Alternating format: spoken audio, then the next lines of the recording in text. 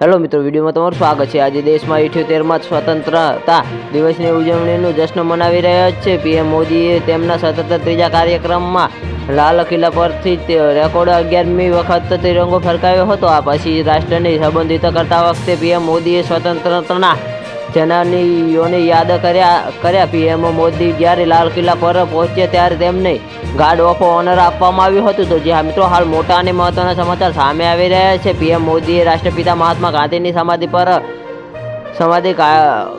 રાજઘાટ પર પહોંચીને શ્રદ્ધાંજલિ આપી હતી। તેમણે ત્યાં ગાંધીજીને પુષ્પ અર્પણ કરી પ્રણામ કર્યા હતા। આજે સમારોહમાં લગભગ 6000 વિશેષ મહેમાનોને આમંત્રિત કરવામાં આવ્યા છે। ખાસ કરીને અટલ ઇનોવેશન મિશન જેની પહેલ સાથે સંકળાયેલા લોકો, મેરા યુવાનો, મહાન ભારતના સ્વયંસેવકો, આદિવાસી સમુદાયક લોકો, ખેડૂતો અને ખેડૂતો સંગઠનોના પ્રતિનિધિ કાર્યક્રમ કરવામાં આવ્યો છે। જ્યારે પીએમ ધ્વજ ફરકાવ્યો ત્યારે સ્વદેશી તન પ્રકાશ હેલિકોપ્ટરથી પુષ્પવર્ષા કરવામાં આવી છે।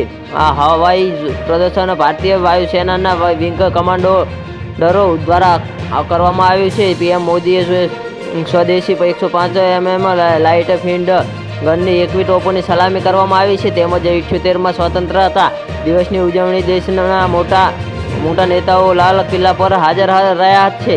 જ્યારે રાષ્ટ્રપતિ દ્રૌપદી મુર્મુ, કેન્દ્રીય મંત્રી નીતિન ગડકરી, નાણામંત્રી નિર્મલા સીતારામન, ગૃહમંત્રી અમિત શાહ, રાજનાથસિંહ સહિતના અનેક દિગ્ગજ નેતાઓ હાજર રહ્યા હતા। તેમને વિપક્ષના નેતાઓના કોંગ્રેસના નેતા રાહુલ ગાંધી પણ હાજર રહ્યા હતા। તો જે હા મિત્રો, આના વિશે તમારું શું કહેવું છે અમારી કોમેન્ટ બોક્સમાં જરૂરથી જણાવજો અને ચેનલ પર નવા હોય તો ચેનલને સબસ્ક્રાઈબ કરવાનું ના ભૂલતા। તો વિડીયો પૂરો જોવા બદલ તમારો ખૂબ ખૂબ આભાર।